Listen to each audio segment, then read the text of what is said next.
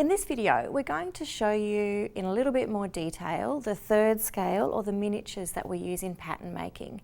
Now they're small versions of the full scale blocks that we're giving you, and we use them to do in our workbooks and journals those pattern making movements and tasks that we're giving you in class. Now the third scales or miniatures are fantastic to use because you can do exactly the same processes, learn the same tricks and test the same elements in the patterns, but on a much smaller scale, which enables you to do it quickly with much less paper wastage, and it's also easier for those of you when you're working at home. So if we have a little look down here, starting over here, we have the bodice block in miniature. Now you can see that it's got all the same details as the full scale. We've got the centre front marked here, we've got the two darts on the front, it's also got all of the notching around the edge, and we have the drill holes not only labelled but physically drilled. So you need the same functional elements in your third scale that you need in your full scale. So we have the sleeve, the front and the back. Over here we've got 3 pairs of pants that we're supplying you with. It's the same 3 as the full scale. We've got the classic pant with a leg slightly tapered. We've got the cigarette pant where the leg is a lot more tapered, and we have the wide leg pant where the leg is wider all the way down to the hem. And in these ones you can see we also have the notching for the dart on the back of the pant on all 3 styles. On the back of the pants we have the double notching here in the back crotch and a single notch in the front crotch, and then we have a hip notch across all of the hips. The grain line is also indicated on all of these third scales, as well as the complete labelling, so name, pant, the piece, the back or the front, the size, and 2 of 2.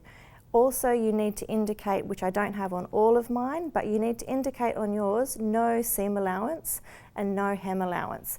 That's just a little reminder that when you're creating your pattern pieces, you need to add seam allowance and hem allowance before they become a proper pattern in order for you to sew them. Not that we're sewing these little guys, of course. Okay, over here we have the dress block. On this one I've left the paper. So this is the paper that you'll be cutting out and translating the information from here that you'll print at home or at Officeworks, and then translating that information to the pattern. So you can see the important information not to forget is this little drill hole at the end of the dart. In some of the printouts, like in this shirt over here, the drill hole is very faint and very hard to see. So we just like to remind students to look hard for that and make sure that they don't miss any details, whether they're notches around the edge or drill holes to indicate the end of a dart. So this dress block has 3 pieces. We have the front, we have the back, and we have the sleeve. So the front has the bust dart and a lower scoop on the neck. The sleeve has the head of the sleeve indicated, 2 notches for the back armhole, 1 notch for the front, or the grain line and all of the labelling. And the back is indicated by a higher scoop for the neckline, a double notch here at the back armhole, and then the rest of the labelling. Over here we have the skirt block, also carefully indicating my drill holes for the end of the 2 darts. So we have a front dart and a back waist dart. This is the back of the skirt block because it has the double notches. This is the front. It has a straight centre front fold, which you can create a full pattern piece by flipping it. The other thing I wanted to point out with these is you don't always have to use pattern making card. If you're at home, you can use what you have access to. So I'm using a packet of Shapes biscuit to make my block here. So be creative, and we are not worried if you're using different materials other than the ones that we're using at UTS. Over here we have one of the shirt blocks. You'll be supplied with a couple of different styles. This is the loose women's shirt block, and you can see there's a lot more pieces in this one. So in this shirt we've got the front, as I showed you already, the drill hole that's a little bit tricky to see. It already has the center front fold down this point. So this is one section of this particular block that you won't be needing to add seam allowance to. The rest of it you will need to add seam allowance. So we have a sleeve, we have the back, which includes a back yoke, and here we have the collar stand, the collar and the cuff for the sleeve. I'm just going to show you quickly the nice way to copy and cut out your patterns, your third scales or miniatures onto card, and then I'll show you how to finish the labelling. So I've got a piece of card underneath that's just big enough. I'm going to use my stapler, just pop a couple in to hold it in place. Doesn't really matter where you staple, you just don't want it to move around. Once you've stapled it, you can start cutting it out. Now I'm cutting very carefully along the line here,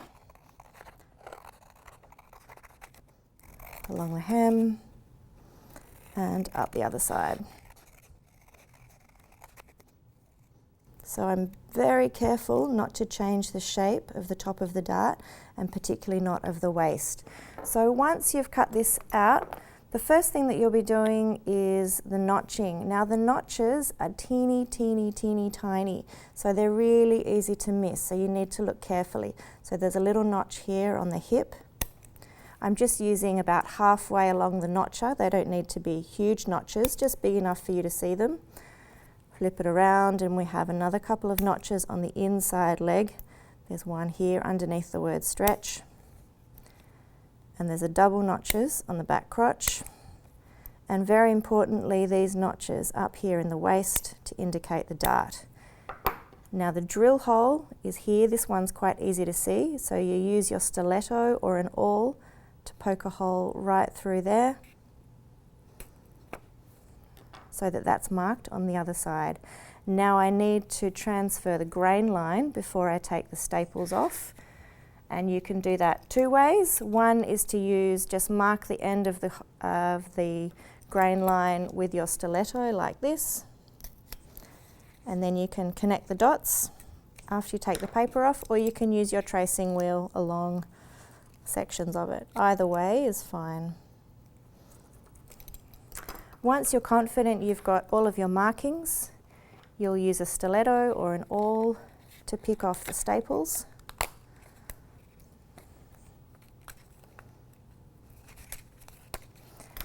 Now, don't throw these out, just in case you lose this. If you keep this at home in a folder, you'll be able to copy it again without having to find a printer at the last minute. Now I'm going to draw on all of the information. So I've got my dart,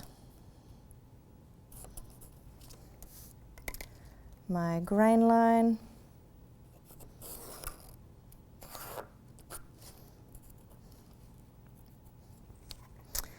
and the labelling.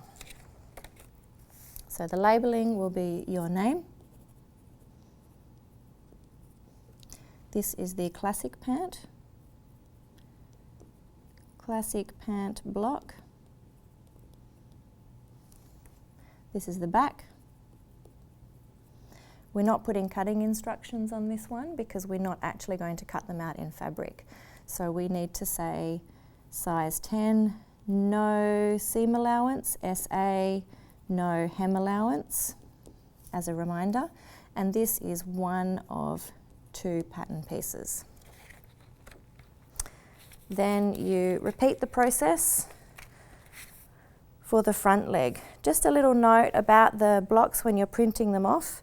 This little square here is a 10 centimetre square, so that when you're printing them full scale, you can use this 10 centimetre square to double check, make sure that you've printed them at the right scale. So this one, for miniatures or third scales, we just ignore them. You don't need to worry about cutting out that one.